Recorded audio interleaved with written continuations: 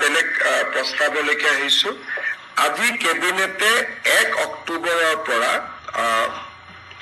কাৰ্যকৰী হোৱাকৈ গাঁও প্ৰধানসকলৰ দৰমহা 9,000 টকাৰ পৰা 14,000লৈকে বৃদ্ধি কৰিছে। 14,000 So from 9,000 to 14,000 এইটো আমাৰ গাঁও প্ৰধান বা গাঁও বুঢ়া তেওঁলোকৰ দৰমহা 9,000 পৰা 14,000 হ'ব। আৰু যিসকল গাঁও বুঢ়া ফৰেষ্ট ভিলেজত আছে তেওঁলোকেও এই বৰ্ধিত দৰমহাটোৰ সুযোগ লাভ কৰিব। সমস্যা আছিল, আজি কেবিনেটত এইটো সমাধান হ'ল।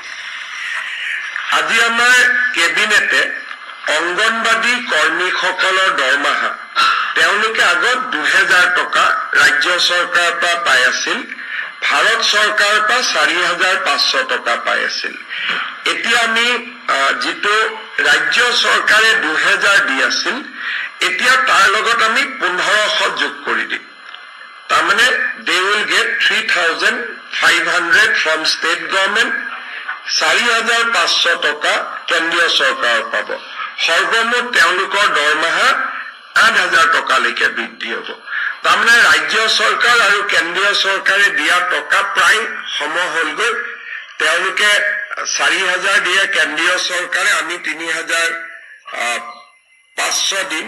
কেন্দ্ৰীয় চৰকাৰে 4,500 দিয়ে, আমি 3,500 দিম। টোটেল অংগনবাদী দৰমহা 8,000 টকা হ'ব, 1,500 টকা বৃদ্ধি হ'ব ৰাজ্য চৰকাৰে দিব। অংগনবাদী কৰ্মীৰ দৰমহা 750 টকা বৃদ্ধি হ'ব। আগতে তেওঁলোকক ভাৰত চৰকাৰে 2,250 টকা দিছিলে, ৰাজ্য চৰকাৰে 1,000 দিছিলে। এতিয়া ভাৰত চৰকাৰৰ পৰা 2,250 টকা পাব আৰু ৰাজ্য চৰকাৰৰ পৰা 1,750 টকা পাব। সৰ্বমুঠ 4,000 টকা পাব। অৰ্থাৎ সহায়িকা গৰাকীয়ে 4,000 পাব, কৰ্মী গৰাকীয়ে 8,000 পাব। আৰু বৃদ্ধি কিমান হ'ল? কৰ্মী গৰাকীৰ বাবে 1,500 হ'ল, সহায়িকা গৰাকীৰ বাবে 750 টকা হ'ল।